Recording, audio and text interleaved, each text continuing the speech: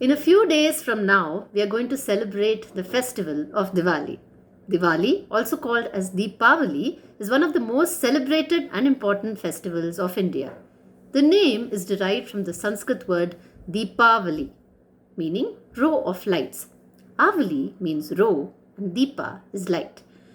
Generally, the festival lasts for 5 days from the 13th day of the dark phase of the lunar month of Ashvina to the second day of the light phase of the lunar month of Kartika. This corresponds to late October and early November according to the Gregorian calendar. Diwali occurs on the darkest day of the lunar month, which is the day of the new moon. It is customary to light small earthenware lamps filled with oil called diyas and decorate the house on that day. Observances of Diwali differ depending on region and tradition. There are multiple religious stories across several faiths. So, the meanings that people associate with Diwali may vary. In broad terms, however, it often represents the victory of light over darkness. We all know the story of Ramayana, how Rama was banished from Ayodhya to go to the forest for 14 years, how his wife Sita and younger brother Lakshmana followed him to the forest, how Sita was abducted by the demon king Ravana of Lanka, how the valiant Hanuman crossed the ocean and met Sita, and how Rama annihilated Ravana and retrieved Sita. In northern India, people celebrate the story of Rama's return to Ayodhya after he defeated Ravana by lighting rows of clay lamps. In the Braj region of northern India, parts of Assam, as well as southern Tamil and Telugu speaking regions, Naraka Chaturdashi is viewed as the day on which Krishna killed Narakasura. It is the day prior to the new moon day on which Diwali falls. Narakasura was a demon. He was born when Vishnu took the Varaha Avatara, the incarnation, as a boar. It is said that a drop of his perspiration fell on the earth and Naraka was born to goddess Bhudevi, the goddess of earth. Hence, he is also referred to as Bhauma, the son of Bhumi. At the request of Bhudevi, Lord Vishnu gave Naraka a powerful weapon called Vaishnavastra. Having obtained this, the wicked Naraka began tormenting the gods and the people. He took away the white umbrella of Indra and the Manishikhara where Indra was spending his leisure time. Naraka also took away the ear ornament of Indra's mother Aditi. Thus, he became a demon, Narakasura. Indra was humiliated but was helpless. Then he went to Lord Krishna and narrated his predicament. Krishna went and waged a war against Narakasura and his army and killed them all. Then Bhudevi returned all the precious materials and kingdom to their original owners. Narakasura had imprisoned 16,000 princesses, and after killing Narakasura, Krishna released them from the prison.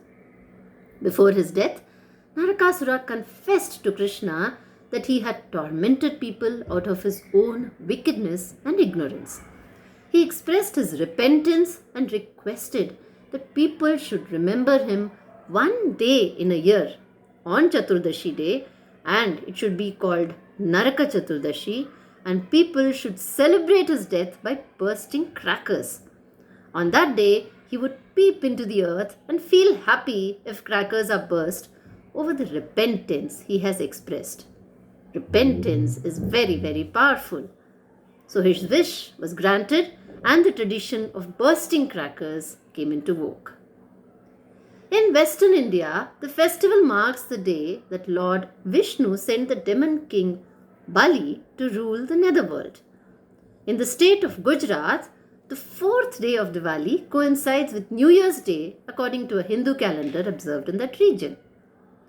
Some celebrate Diwali as a commemoration of the marriage of Lakshmi and Vishnu, while others observe it as the birthday of Lakshmi. Homes are decorated, floors are covered with rangoli consisting of elaborate designs made of colored rice, sand, or flower petals. Doors and windows of houses are kept open in the hope that Goddess Lakshmi will find her way inside and bless the residents with wealth and prosperity. The first day, known as Dhanteras, is dedicated to cleaning homes and purchasing small items of gold. Lakshmi is the focus of worship on that day. This day commemorates Krishna's destruction of Narakasura. Now, thus, this is the second day and it is called Naraka Chaturdashi or Choti Diwali. Prayers are offered on the second day for the souls of ancestors.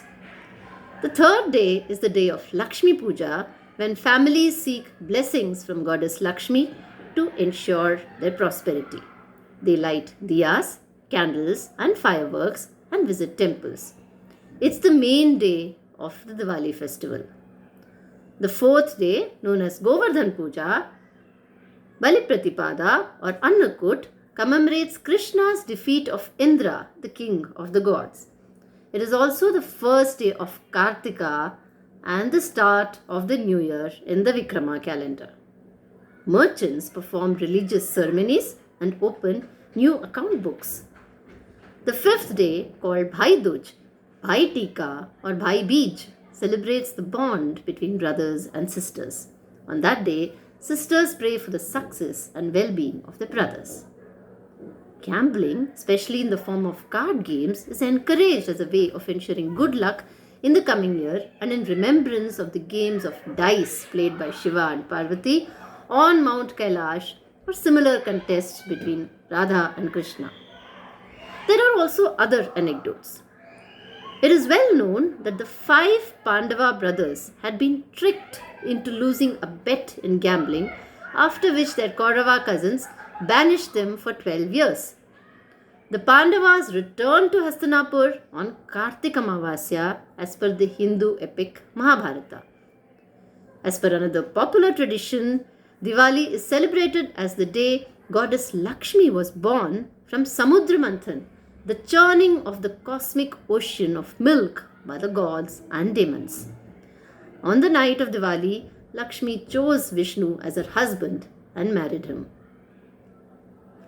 According to another belief, Lord Vishnu, in his 5th Vamana Avatara, rescued Goddess Lakshmi from the prison of King Bali. On this day, King Bali was banished to rule the netherworld on the order of Lord Vishnu. Over the centuries, Diwali has become a national festival that's also enjoyed by non-Hindu communities. Though primarily it was a festival of the Hindus, it's celebrated by all communities, particularly the Jains, the Buddhists and the Sikhs. For the Jain community, the festival commemorates the enlightenment and liberation of Mahavira from the cycle of life and death. The lighting of the lamp celebrates the light of Mahavira's holy knowledge.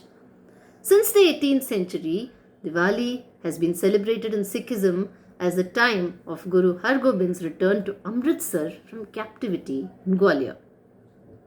Diwali is celebrated by some Buddhists as a commemoration of the day when Emperor Ashoka converted to Buddhism.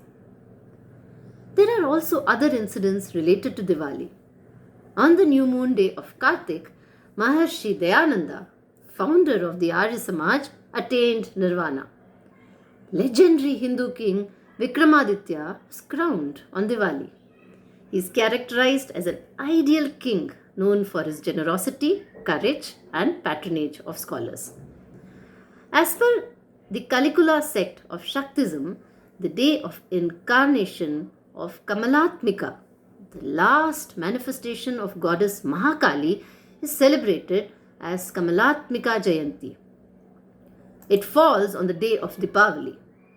Kali Puja is celebrated in the regions of Bengal, Mithila, Orissa, Assam and the town of Titwala in Maharashtra. According to another popular belief, Diwali may have been originated as a harvest festival marking the last harvest of the year before winter. Whatever be the reasons, whatever be the story, it's the culmination of the defeat of darkness and the victory of light. Wish you all a very, very happy Diwali.